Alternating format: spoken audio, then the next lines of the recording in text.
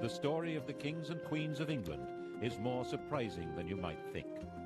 It's a fine drama, 1,000 years of tales of lust and betrayal, of heroism and cruelty, of mysteries, murders, tragedies, and triumphs. But there's more than that. This episode begins with a king of England who ruled for over a year, but who simply vanished from the record. And it ends with a boy whose claim to the throne was based on fictions that became historical orthodoxy. We begin in the year 1216, in the reign of King Louis of England. Yes, King Louis, not the most famous king of England. At the request of the barons and with the enthusiastic support of the population of London, he'd come to England from France to take over the crown from John. And John, struggling to fight back, had fallen ill and died. Louis, who'd been acclaimed king at a mass in St. Paul's Cathedral, now had the throne to himself. He had no coronation, as the bishops had been excommunicated, but rulers are created in England by acclamation, not coronation, which is why the uncrowned Edward VIII was a king, and Lady Jane Grey, who did have a coronation, was not queen. And Louis got rubbed out of the list of England's monarchs because his acclamation was, with hindsight, withdrawn. That was because the barons had not expected Louis to appoint his friends from France and Flanders as his chief counsellors. They'd expected to be given much more control over what went on, and then they thought, well, there's a better option. John had a 9-year-old son, Henry. Of course, no child had ever been king, but there's a first time for everything, and if the king was a child and one of the barons was regent, then the barons really would be running things. Of course, Louis controlled London, but the child was at Corfe Castle, and they could at least get him to the nearest abbey, Gloucester, to crown him. Of course, they didn't have the crown, but they could use his mother's gold neckband. Actually, they didn't have an archbishop available to do the coronation. Never mind, the Bishop of Winchester was available and had the keys to the treasury. It wasn't a well-attended ceremony. Not even all of John's executors could get there, but it would have to do.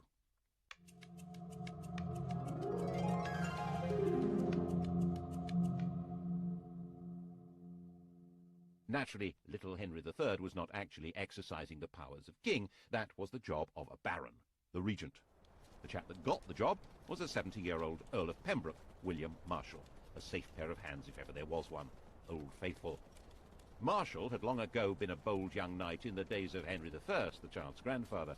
He'd worked his way up the greasy pole of advancement by the simple if very unusual principle of loyalty to his lord and total trustworthiness.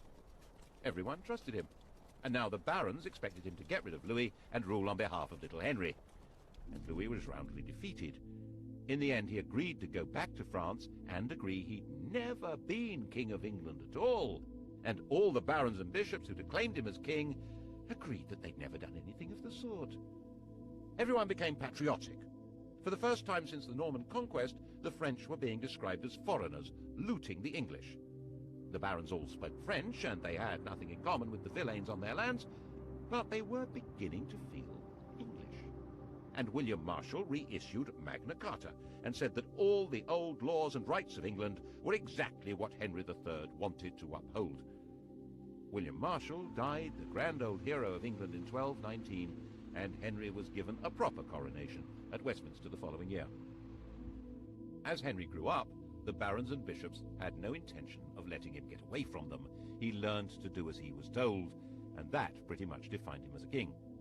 What the barons and the bishops hadn't thought about was that one day he would be listening not to them, but to his wife. Perhaps one of them should have married him.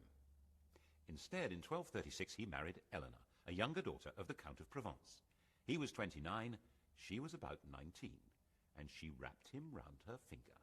She arrived with her uncle, who immediately started running the king's life and carted huge amounts of treasure off to his homeland. Then she got another uncle installed as Archbishop of Canterbury. Her physician became the Bishop of Durham, and large sums of money supposedly going to her mother were actually funding the wars of her brother-in-law, the Duke of Anjou. She was inevitably staggeringly unpopular. And however little money the king had, he always seemed able to support her relatives abroad, paying for their courts and their armies. In 1263, the population of London rose in rebellion. Their targets were Flemish bankers, Jewish financiers, and Queen Eleanor. She was in the Tower of London, London's royal palace, and got away from the Watergate to slip down the Thames to Windsor. As her boat approached London Bridge, she was pelted with missiles by a crowd shouting, "Drown the witch!" She managed to get back to the safety of the tower. The kingdom had become ungovernable, at least by this king and queen. This was not the same country it had been in 1066. Towns had grown, trade had grown, London had grown. With the barons losing influence and Londoners angry, the crown itself was in danger. England was on the edge of revolution. Enter the revolutionary, a Frenchman on the make, the charming, clever younger son of a powerful and ruthless Norman lord, a chancer with style, Simon de Montfort. France was now ruled by King Louis's widow on behalf of their young son. She was a shrewd woman who decided that young Simon was dangerous stuff and forced him to escape abroad. He'd come to England in 1231, when he was about 23, intending to recover land his family had lost years ago. And he was really good at it. He became the best of friends with the impressionable Henry in no time, and Henry's sister fell for him. In 1238 they were married, and he was given back those lost family lands. He was Earl of Leicester. The English were suspicious of foreigners, so Simon completely converted into an Englishman. In 1239, Henry and Eleanor had a son. Simon sponsored the baptism. They chose the name Edward, after the great Anglo-Saxon king Edward the Confessor. This French royal family had adopted English patriotism. But as the political crisis deepened, Simon became increasingly committed to the total reform of government. Eventually the crisis became a full-blooded civil war, and by the time the war ended in 1264, Henry and his son Edward were Simon's prisoners, and he took over the country. Simon now set about inventing an entirely new form of government, one which was based on the deeply rooted English principle of consent. In 1265 he summoned a meeting of the country, a parliament, at Westminster, to endorse his government. He summoned not only barons and bishops, but also 2 knights from each shire, and, most extraordinary, representatives from all the boroughs, the towns. He said he was acting in the king's name, but the king didn't have much to do with what was going on. In fact, Simon had established what we might see as a modern state. There was a written constitution, a symbolic king, a powerful leading minister, and there was a parliament with representatives of the church, the countryside, represented by great landowners and gentry, and of towns. We might see it like that. They didn't. To most people at the time, this was clearly the tyranny of Simon de Montfort. By now, Prince Edward was a grown man, 25 years old, and it was his job to overthrow this tyranny and restore the crown. First, of course, he had to escape imprisonment at Hereford Castle. The prince was allowed to exercise his horse on the common, so he wore out his guards' horses, racing with them, and then jumped onto a fresh horse that had been brought for the purpose and disappeared into the distance.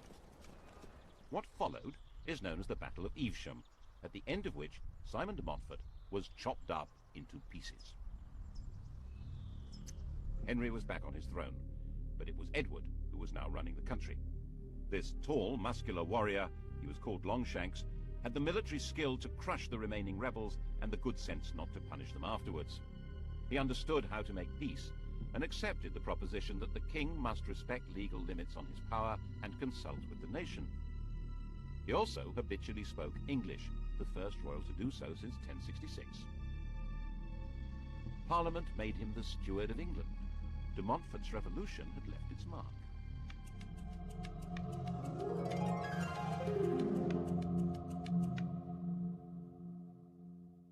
The old king died in 1272, having reigned for 56 years. Edward's main interest in life was chivalry and warfare. His natural costume was armor. It had been since he was a child. When Henry died, Edward was out of the country on crusade. He came home to be crowned with his queen, yet another Eleanor, in 1273. The daughter of the King of Castile, she'd already borne Edward 6 children. They would have 10 more. England now had something like a settled system of government. Edward confirmed the existing charters, including Magna Carta, and was able to leave the business of government and justice to his council and judges. His main concern was how to gather the money to conduct his military interests without provoking more rebellions. He hit on a brilliant policy. He invented nationalism. To demonstrate that his kingship was rooted in English tradition, he and Eleanor conducted the most remarkable ceremony at Glastonbury in 1278. In 90, the monks of Glastonbury had found graves which were believed to be those of King Arthur and Queen Guinevere. The bones had been placed in the Lady Chapel. Now, 88 years later, King Edward carried the bones of Arthur and Queen Eleanor those of Guinevere. They put the legendary remains in a magnificent tomb in the main church. Edward presented himself as a new Arthur. All this was part of a wider campaign to give his kingship the power of myth, and so unite the country behind him. This unity was going to be needed when he claimed supremacy over all Wales. It worked. When the Welsh princes rejected his claim, he was able to raise the money to make an enormous military effort. He became the first English king to totally conquer this mountainous territory. One of its princes, Llywelyn, was killed in battle. His head was mounted on the Tower of London. The other, David, was put on trial for treason before Parliament and sentenced to be drawn, hanged, beheaded, and quartered. This was a savagery previously unknown in English law. The English system of shires and hundreds was now extended to cover all Wales, and the conquest was emphasized by huge state-of-the-art royal castles like this one at Carnarvon. Edward's war chest was based on a new source of royal finance. In 1275, Parliament granted him the right to charge customs duties on wool. See how useful it was having a parliament, with merchants to agree to taxes. Nevertheless, popular rhymes suggested trouble was brewing. The king he wants to get our gold, the queen would like our lands to hold. His war chest had come from Jewish moneylenders, but now they had no more to give. Never mind, the Jews could serve another purpose.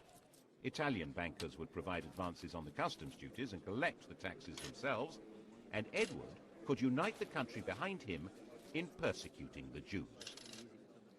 650 years later, the Third Reich would adopt his entire program. First, Edward decreed that they were a threat to the country. Their movements and activities were restricted. To identify them easily, all Jews were obliged to wear a yellow patch in the shape of a star. Next, he arrested all the heads of Jewish households. Over 300 were taken to the Tower of London and executed, while others were murdered in their homes. Finally, in 1290, the king banished all Jews from the country.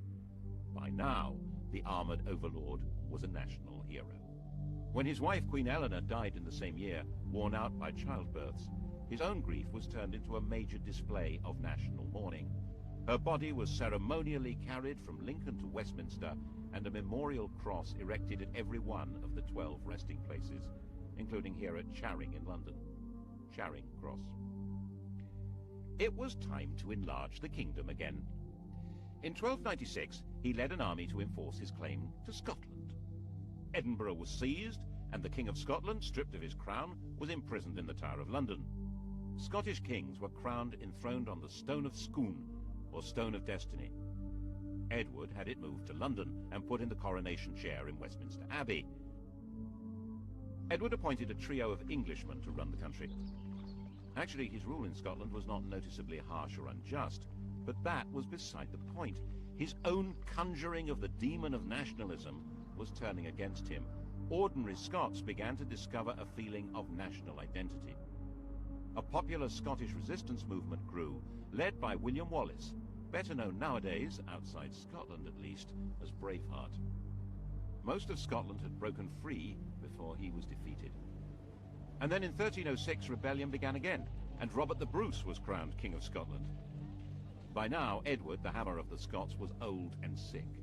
He tried to lead an army back into Scotland, but it became obvious he'd never get there. A few miles north of Carlisle, on his deathbed, he gave instructions to his 23-year-old heir, Edward, Prince of Wales. 100 knights were to crusade, carrying his heart. The army should carry his bones to defeat Scotland, and the prince was not to have anything further to do with his very, very close friend, Piers Gaveston. The king was dead. Edward II was ready to party. Edward was physically tall and muscular, but his similarity to his father ended there. He had no interest in being a warlord. His father had taken him on campaign, but the prince travelled with a pet lion and a troop of Genoese fiddlers.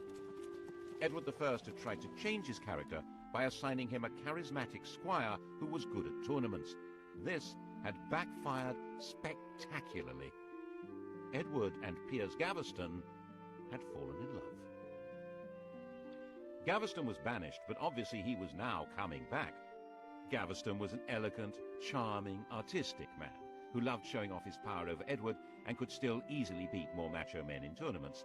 This was a recipe for a short life. Before his coronation, Edward married Isabella, the sister of the King of France. Then Gaveston was seen wearing Isabella's wedding jewellery. At the coronation, he showed up carrying the crown, wearing royal purple and pearls. Some of the barons wanted to kill him on the spot. Eventually, of course, they did kill him, here at Blacklow Hill in Warwickshire, having chased the king and Piers round the country. And then Robert Bruce, renegade King of Scotland, set about completing his War of Independence. He captured Edinburgh and besieged the last English stronghold, Stirling. In 1314, Edward II set out to relieve the city. The battle at Bannockburn, just outside the castle, was a total disaster for the English. Edward's troubles were made worse by the fact that the climate, which had been benign for about 100 years, took a dramatic and long-term turn for the worse in 1315. As harvests failed and cattle died, the barons said that his extravagance and lack of direction was intolerable, so the grown-ups took over. The Earl of Lancaster, head of the council, was now acting as king, keeping Edward on a daily allowance of £10. But he still had friends. He turned to Hugh Despenser and his son. Despenser was the only nobleman who had supported Gaveston. Eventually they managed to help him break free of the power of Leicester and the other great nobles, but no one had a solution to the unending run of bad harvests, and the apparent enthusiasm of the Despensers to enrich themselves made Edward's rule deeply unpopular, especially with his queen Isabella. In 1325 she got away to France and refused to come home unless the Despensers were thrown out. Worse, she'd fallen passionately in love with an ally of Leicester's who was hiding out in France, Roger Mortimer. Isabella and Mortimer gathered an army and invaded England in September 1326. As homophobia turned into mob rule, Isabella and Mortimer were joyously welcomed to London. In a few months it was all over. The elder Despenser, almost 90 years old, was hanged without being given time to take off his armour. The younger had his genitals cut off.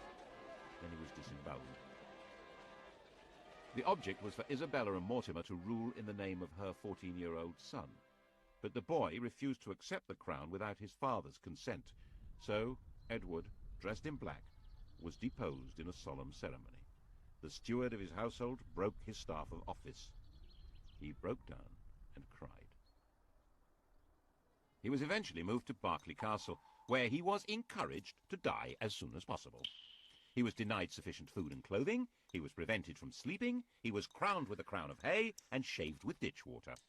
Isabella, generally known as the She-Wolf of France, reproved the guards for their mild treatment. Since he would not die by himself, he was murdered in his bed on the 21st of September. It's said that he was raped with a red-hot poker. His dying shrieks were heard throughout the castle. Her homophobia had allowed Isabella and her lover Mortimer to brutally and illegally depose Edward II. That didn't make them heroes for long. Edward III, in whose name they ruled, was their prisoner. But in 1320, when he was 18, he broke free. They were staying in Nottingham, and he put together a plot to lead a band of armed men into the castle through an underground passage. They seized Mortimer and Isabella. Mortimer was hanged. Isabella shut away in Castle Rising in Norfolk. And England had a king again. Law and proper government would be resumed under a handsome young man, properly entitled to the throne, who also happened to be a fine chivalrous knight who spoke English, French and German, and who was already married with a baby son. What could be better than that? Oh, how about a good war? Edward decided on the most extraordinary and significant military campaign since the Norman Conquest. He announced that by the laws of inheritance, he was the rightful successor to the throne of France. It was rubbish. He wasn't. But he certainly meant to be. And in 1337 he began preparing his invasion. Actually, there were two genuine reasons for this, and neither had anything to do with the Lord's succession. One was that the French were supporting the Scots, and so long as that continued, the King of England would never be master of Scotland. And northern England would be constantly threatened by raiders, looters, and Scottish armies. The other was that England was now a busy commercial country selling wool to Flemish weavers. In 1336, Philip of France decided to take control of this trade. He arrested all English merchants in Flanders and took away the privileges of the Flemish towns and the craft guilds. English merchants pointed out that they lost their income. The king had lost his customs duties. The kingdom had lost its foreign trade. The coast on the far side of the Channel was vital to English security and prosperity. Whatever the cost, it must be kept open. The same imperative would force Britain to war against Napoleon, against the Kaiser, against Hitler. Edward was the first to have to face it. His solution was to claim France and break it. This little campaign is known to history as the 100-Year War. But this war actually changed the nature of the king's job, because it required a new kind of army. Ever since William the Conqueror, the idea had been that in exchange for their landholdings, lords and knights were supposed to turn up in arms and fight for the king when they were needed. But this didn't work very well for a war overseas. Firstly, a knight's service was only meant to be for 40 days at a time. That doesn't work with a 100 Years' War. Secondly, many knights felt that they shouldn't be obliged to go overseas at all, and they were probably right. And thirdly, they weren't necessarily fighting men anymore. So Edward needed to have a professional army. Knights who didn't want to serve didn't have to. They could pay a tax called scutage that would allow Edward to hire professionals. Mercenaries were quick to see the opportunity for plunder and ransom and joined up. And freed from the need to pander to knightly good manners on the battlefield, Edward hired thousands of effective, deadly archers from the lower classes. Instead of being a feudal warlord, the king was now a professional commander. He invaded Normandy in 1346, and his professionals destroyed the old-fashioned feudal knights of France at Crécy, opening up that vital coast. Calais held out, and when it eventually surrendered, Edward announced that it must be punished. The city keys must be handed over by 6 leading burghers, barefoot, with nooses round their necks, to be hanged. When they arrived, the Queen publicly fell on her knees and pleaded for the burghers' lives, which of course Edward granted. This splendid pantomime was part of the theatre of royalty, which Edward was now developing to a magnificent art. The life of the king was being turned into a public performance. His court was the home of chivalry, and his lords and knights were given parts in the drama. It was a brilliant device for binding together war, taxation, and loyalty. The Queen was as important in this as the king. She led the ladies of the court, the judges of chivalric behavior, and she was the source of mercy, tempering her husband's justice. This was a religious image. People were encouraged to show devotion to the Virgin Mary, the Queen of Heaven, who would intercede and offer protection against divine judgment. Intercession was desperately needed by people who believed that God punished them with death. Death arrived at Weymouth in June 1348. Black Death. In less than a year, the whole country was stricken. No one could have understood what was happening. Once a person was infected, large, foul-smelling swellings developed in the groin, neck, and armpit. Death followed within 2 or 3 days. The disease killed more than a third of the population, and by 1350, the population of England was half that of 1315. In the midst of the dying, the theatre of royalty grew grander. Edward created the Order of the Garter, where 2 tournament teams played out an Arthurian drama based on St. George's Chapel at Windsor. The castle was rebuilt for the show. With the nobility bound to him by chivalric dreams, and the shires and towns granting funds for the war in Parliament, the French war could still go on. Another decisive victory at Poitiers in 1356 brought France to the point of disintegration. But by now, the war couldn't be ended. The nobility and troops saw endless vistas of plunder, while the king's only chance of income came not from his withered population, but from rich ransoms. This war would last 100 years. By the time Edward died in 1377, 65 years old, the townsmen and peasants of England were sick of the whole thing. The king's oldest son, Edward the Black Prince, had been the flower of chivalry and hugely popular, but he died a year before the king. The successor to the throne was the Black Prince's 10-year-old son, Richard. Real power, though, lay with Richard's uncle, John of Gaunt.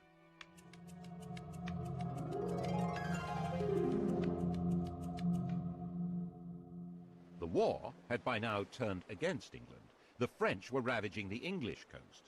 The shrunken working population demanded proper wages. They had no interest in performing feudal duties on the land, while desperate landowners needed more than ever to enforce them. Gaunt's government needed money and tried to raise it from a poll tax, not understanding that the population was far smaller than before. When they failed to raise the money they'd expected, they tried again. And England erupted. Lords, nobles, bishops, get rid of them all. Who needs them?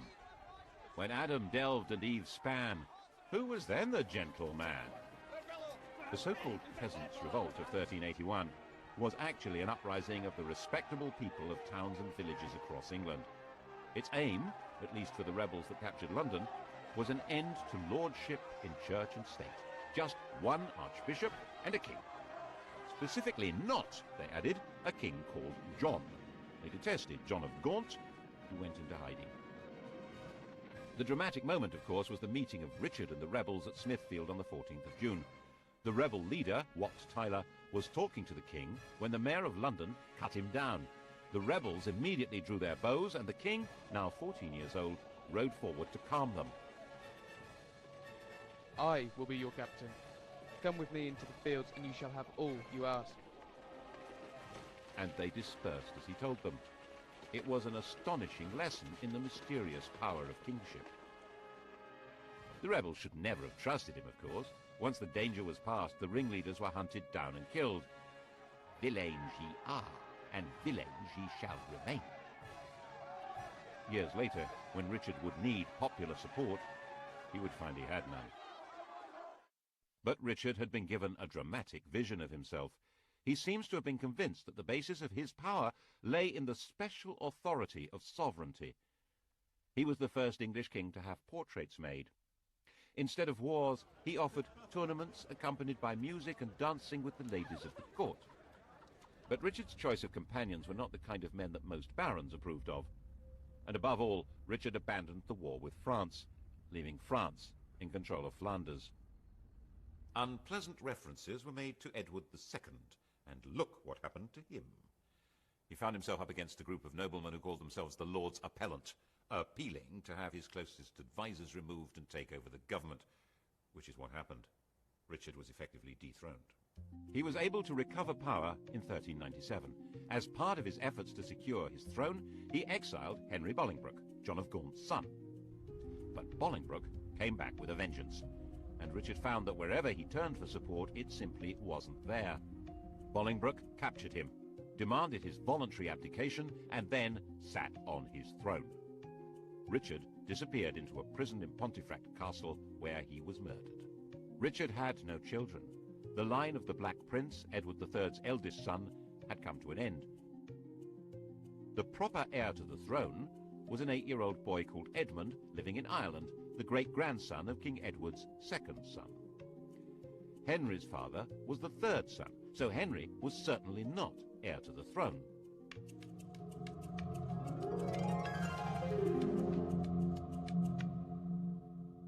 But he was a big man, with a big red beard and a big army, and he was sitting right there in England on the throne, not in Ireland, not 8 years old, so Parliament decided that he was very definitely fully entitled to be King of England. Oh, yes!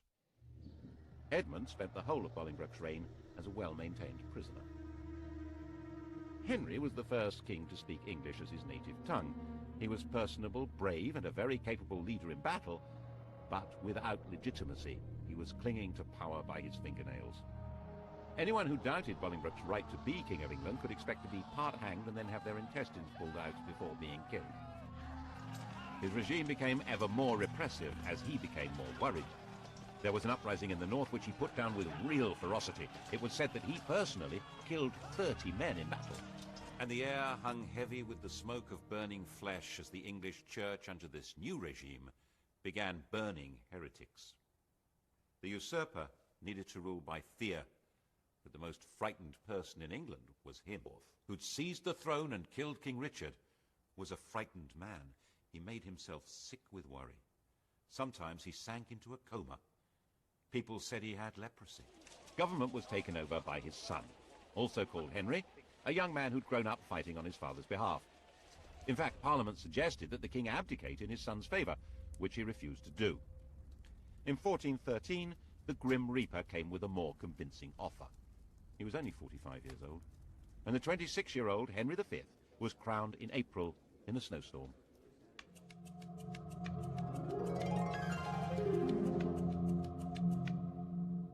Henry V did all he could to get the country back onto a stable footing. He gave Richard II's remains a proper burial, and of course he got back to the important business of invading France. France was still in a state of disintegration, ruled by Charles VI, a man with a severe mental disturbance. In a fit of derangement, he'd slaughtered his own attendants. Now he believed that he was made of glass and about to break. He actually had iron rods stitched into his clothing.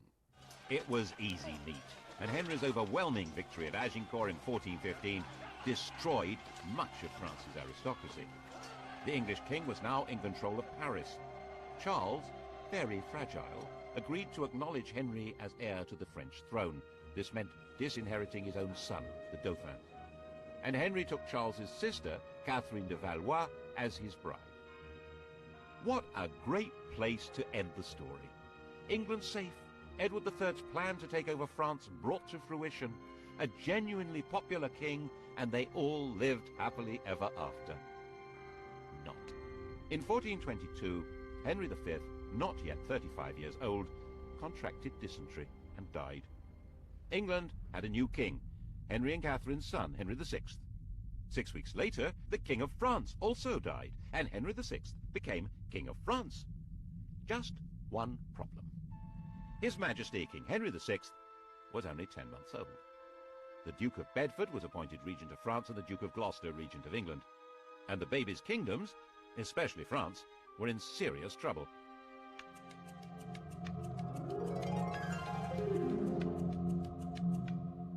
The Dauphin wanted his kingdom back, and everything the English had done, ravaging the countryside, destroying all authority and stability, could have been calculated to create a passionate nationalism. It was entirely natural for people to believe that Joan of Arc was on a divine mission to drive the English out of France and give it its rightful king. Under her inspirational leadership, the Dauphin's forces took over Orléans and Reims, and he was crowned King of France in Reims in 1429. Little Henry had still not been crowned king of anything. Something obviously had to be done about that, so later the same year, now 7 years old, he had a coronation in Westminster Abbey. The idea was then to get him to Reims, where kings of France are supposed to be crowned. But that just wasn't safe, so he ended up being crowned King of France in Paris. It was all a mess. In fact, English forces were now fighting a losing battle. The new factor in the equation was gunpowder. Cannon and handguns changed the whole nature of warfare. And Henry did not grow up to be a warrior. A quiet, studious young man, he never felt it was his job to lead the English forces in battle. They were finally destroyed at Castillon in 1453. The 100 Years' War was over. England was left with no possessions in France except Calais. But Henry's problems had barely begun. The taxes needed to fight the war, and corruption among royal officials meant the country was disheartened and angry. And the issues of legitimacy that had lain pretty dormant in England since Henry Bolingbroke usurped the throne were now coming out of the woodwork. Richard II had been the last legitimate king of England, if there was such a thing. He'd been succeeded by his murderer, Henry Bolingbroke, the father of Henry V, the grandfather of Henry VI. They were all descended from John of Gaunt, Duke of Lancaster. But that wasn't the legitimate line of descent. John of Gaunt had an elder brother, whose descendants were still alive.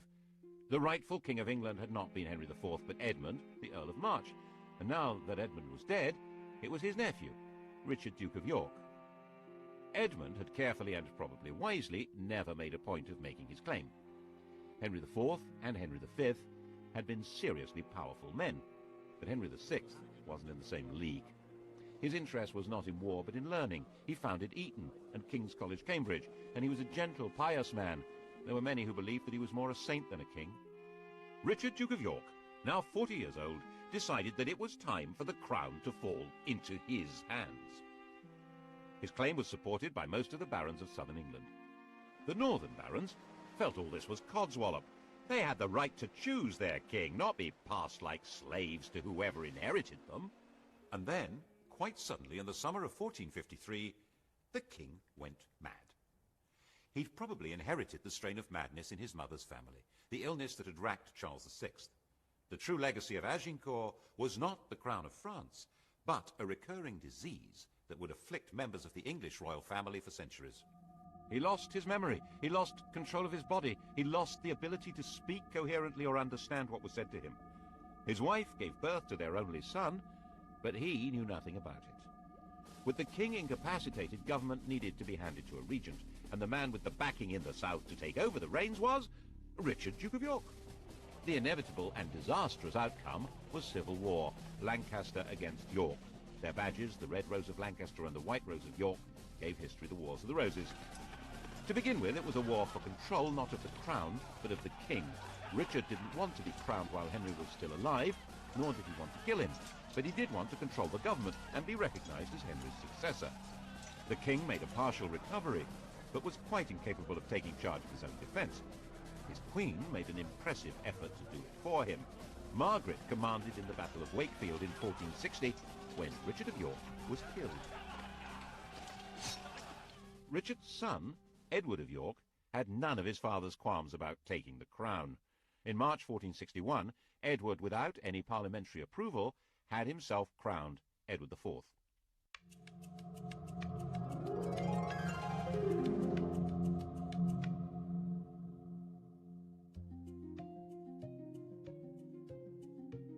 Henry was still alive, a husk, and became a refugee with his queen.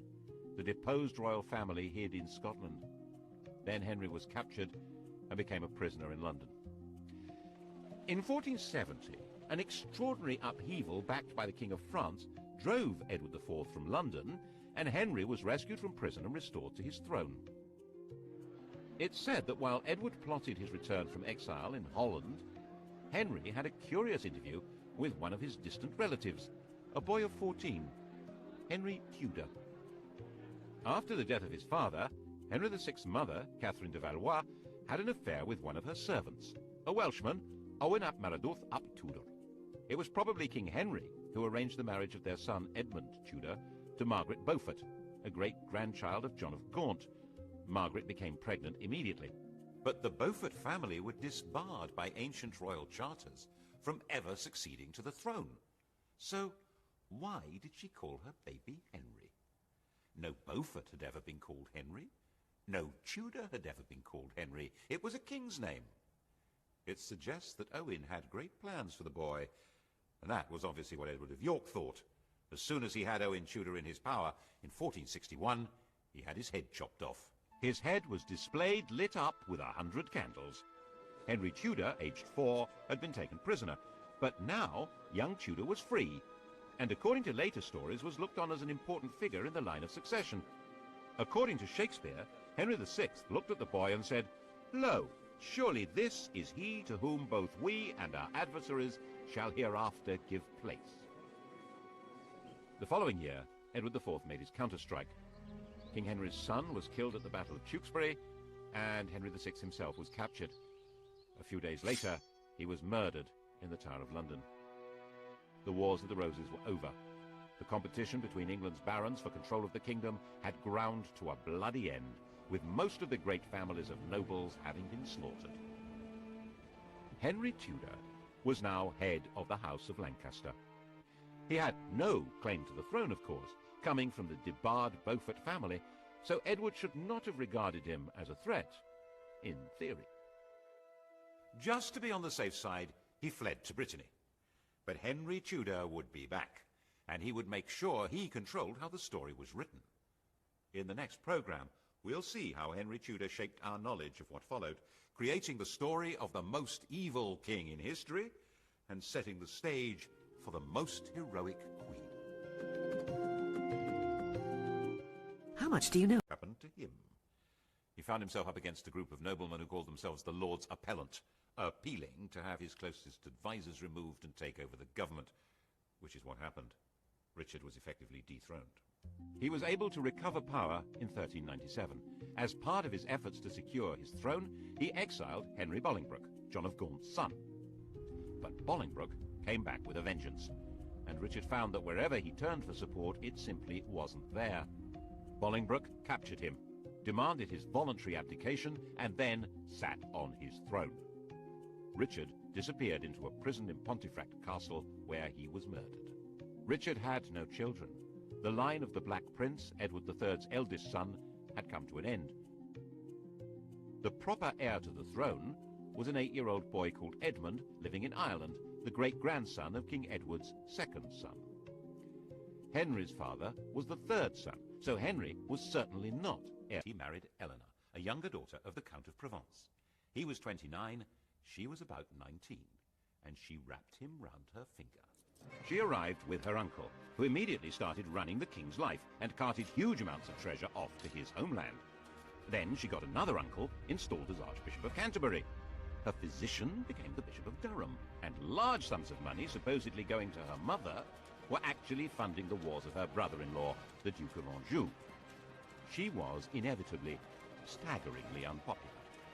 And however little money the king had, he always seemed able to support her relatives abroad, paying for their courts and their armies.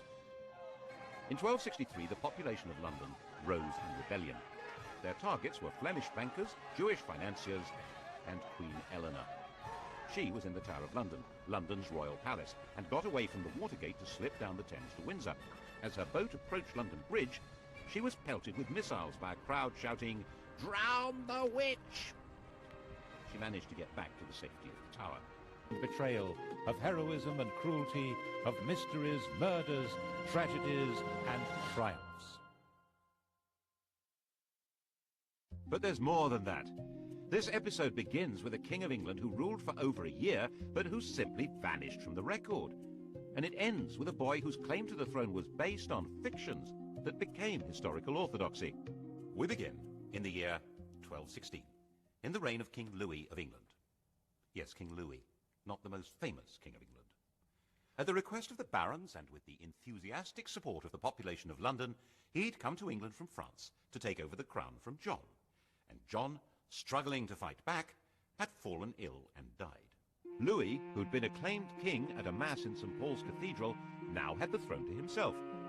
He had no coronation, as the bishops had been excommunicated, but rulers are created in England by acclamation, not coronation, which is why the uncrowned Edward VIII was a king, and Lady Jane Grey, who did have a coronation, was not queen. And Louis got rubbed out of the list of England's monarchs, resumed under a handsome young man, properly entitled to the throne, who also happened to be a fine chivalrous knight who spoke English, French, and German, and who was already married with a baby son. What could be better than that? Oh, how about a good war? Edward decided on the most extraordinary and significant military campaign since the Norman Conquest. He announced that by the laws of inheritance, he was the rightful successor to the throne of France. It was rubbish. It wasn't. But he certainly meant to be. And in 1337, he began preparing his invasion. Actually, there were two genuine reasons for this, and neither had anything to do with the law of succession. One was that the French were supporting the Scots, and so long as that continued, the King of England would never be master of Scotland. And northern England would be constantly threatened by raiders, looters, and Scottish armies. The other was that England was now a busy commercial country selling wool to Flemish weavers. In 1336, Philip of France decided to take control of this trade. He arrested all English merchants in Flanders and took away the privileges of the Flemish towns and the craft guilds. English merchants pointed out that they lost their income. The king had lost his customs duties. The kingdom had lost its foreign trade. The coast on the far side of the Channel was vital to English security and prosperity. Whatever the cost, it must be kept open. The same imperative would force Britain to war against Napoleon, against the Kaiser, against Hitler. Edward was the first to have to face it. his solution was to claim France and break it. This little campaign is known to history as the 100 Years' War. But this war actually changed the nature of the king's job, because it required a new kind of army. Ever since William the Conqueror, the idea had been that in exchange for their land holdings, lords and knights were supposed to turn up in arms and fight for the king when they were needed. But this didn't work very well for a war overseas. Firstly, a knight's service was only meant to be for 40 days at a time. That doesn't work with a 100 Years' War. Secondly, many knights felt that they shouldn't be obliged to go overseas at all, and they were probably right. And thirdly, they weren't necessarily fighting men anymore. So Edward needed to have a professional army. Knights who didn't want to serve didn't have to. They could pay a tax called scutage that would allow Edward to hire professionals. Mercenaries were quick to see the opportunity for plunder and ransom and joined up. And freed from the need to pander to knightly good manners on the battlefield, Edward hired thousands of effective, deadly archers from the lower classes. Instead of being a feudal warlord, the king was now a professional commander. He invaded Normandy in 1346, and his professionals destroyed the old-fashioned feudal knights of France at Crécy, opening up that vital coast. Calais held out, and when it eventually surrendered, Edward announced that it must be punished. The city keys must be handed over by 6 leading burghers, barefoot, with nooses round their necks, to be hanged. When they arrived, the Queen publicly